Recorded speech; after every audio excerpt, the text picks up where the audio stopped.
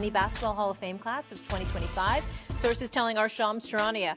Anthony led Syracuse University to the first and only NCAA championship as a freshman before being drafted third overall by the Denver Nuggets as a part of the esteemed 2003 draft class. They were loaded. Melo played 19 seasons with 6 different teams in the NBA, currently has the 10th most points all time. He won 4 Olympic medals with Team USA, taking home 3 golds, and as mentioned, is a former NCAA champ. Peter Rosenberg joining the party. Great to have you. Great to be Marcus here. Morris and, of course, SA, full studio. You know I'm happy. Oh, of course, and Big Perk, box office right now on the big screen. Good to see you too, my man. All right, SA, yes. What stands out to you most when you look at Carmelo's basketball legacy? I want to preface my comments by saying I'm not too objective about this. I love this brother. He's family to me. We're very, very tight, and I got a lot of love from him. I'm so happy for him. Averaged 25, nearly 25 and 7 as a New York Knick. 10-time All-Star, top 10 scoring list all-time. Melo is special. Unfortunately for me, the number one thing that comes to my mind is the absence of a championship. Let me tell you why. Remember, I broke the story years ago when LeBron James decided to take his talents to South Beach. I reported that story. Mm-hmm. I've told this to everybody. They could deny what the hell they want. We ain't arguing about this. It was supposed to be Melo, not Bosh in Miami. So what I'm saying, Melo knows exactly where I'm going with this because I say it all the time. If Carmelo Anthony were in Miami instead of Chris Bosh, and I got love for Chris Bosh too, good dude. If Melo was there, they don't lose to Dallas. Yeah. Agreed. They don't lose to Dallas. At all. And they're going to win the other 2 chips that they won too. Which means instead of 0, the brother would have had 3 titles, in my opinion. Yes, I feel that way, Perk. Let me finish. I believe that Carmelo Anthony would have won at least 2, likely 3 chips if he had joined D-Wade and LeBron in Miami.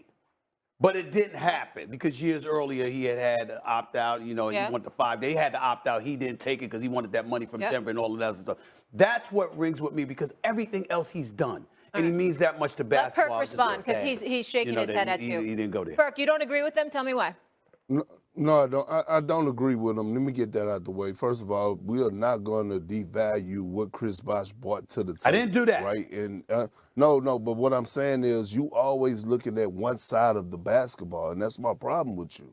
Chris Bosh brought a different dynamic defensively. I know he did. They was able to go small ball while allowing not being able to give up a lot defensively because Chris Bosh had the ability to anchor the defense. So I don't know if they would have beat the Dallas Mavericks if they would have had Melo instead of Chris Bosh. I don't know if they would have completed the mission of beating the biggest problem that we had, Stephen A., when we met the Heat in the finals when I was with Oklahoma City, is that we couldn't figure out Chris Bosh at the 5. And we had to go small and try to match their match their lineup. Serge Ibaka was too young. Now, let me get to giving flowers to my boy Carmelo Anthony real quick.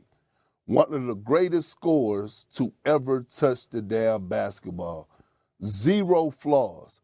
It wasn't a scouting report or a game plan for Carmelo Anthony besides trap him and make him give up the ball. The king of the post-ups, the king of the pivot, the king of the spin moves, the king of the tomato chest at the forward position, had it all. He pulled out the hezzy pull-up 3 before KD added it to his game. So when I think of Melo and watching him go through AAU, watching him go through Syracuse, hell of an NBA career, obviously, I'm looking at one of the greatest scorers to ever touch the damn basketball, a walking bucket.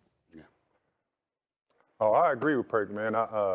Listen, growing up, Melo was a guy that I looked up to playing that mid-post, the jab steps, the getting to the basket, the aggressiveness, the wanting the ball in his hand when it was prime time. You couldn't say a word to me about Melo. You can't say one bad word to me about Melo. I'm always going to be Team Melo. Listen, that's my guy.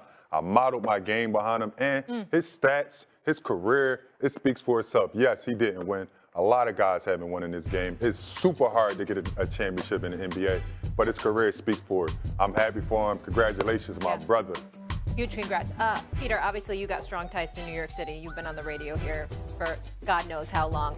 What do you have to say about that? Well, yeah, the only thing I'll push back on Marcus on is he did win. Like, let's not forget about that. We're talking about the most decorated Olympic player of all time. We're talking about bringing a championship to one of the most important basketball institutions in this country. Like, you think about what Syracuse basketball is. You think about what Jim Boeheim is. You cannot remove Carmelo Anthony, who, by the way, it's not like as a freshman, the guy was a passenger on that championship.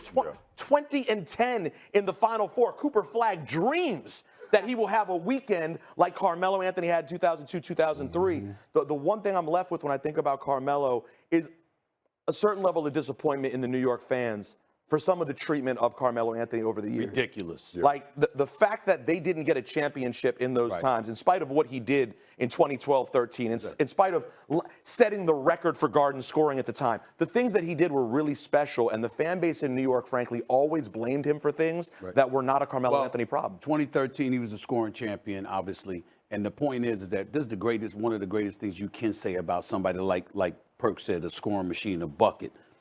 There's so many guys that you can point to despite their greatness. They didn't capture something because of them. That's not Melo. The only thing you could blame Melo for is that he didn't end up in Miami. You know, I mean, but when he showed up on the court, he wasn't the reason. What you would expect from him was what he delivered. Yeah, you can only control what you can control. Is he a top 5 Knick all time? Absolutely. Sure. Absolutely. Not even. Yeah, I don't really see where you'd go. You know what I'm saying? Like, Frazier, Reed, Ewing. That's right. Melo. I think he's top 4 Knick of all time. I'd tell you top 3. And the only reason I'd question that is because we're going to look at the title in 73 and ask who was on that team. You're going to look at Ewing. He averaged more than Ewing. And by the way, Ewing had to deal with Jordan, no doubt about that, as everybody did. Melo had to deal with LeBron because LeBron was in Miami with D. Wade and Bosh. And I know that Bosh is exceptional and Hall of Famer and contributor on the defensive side of the ball. But I'm thinking Dallas, when you had troubles offensively as Miami, that doesn't happen if Melo's there. Melo's like, this is Melo. With LeBron and D. Wade on the floor, this is what Melo would have done. Man, give me the damn ball. Please. Give me the damn ball. Y'all just move out the way. Please.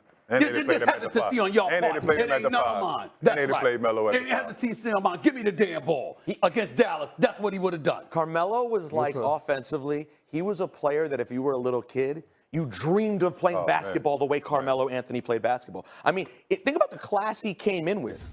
He's the best offensive true scorer, I think, of that group. He is as natural a scorer as you will see play basketball.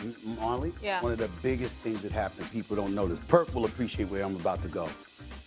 Joe Dumars, one of the great executives in NBA history with the job.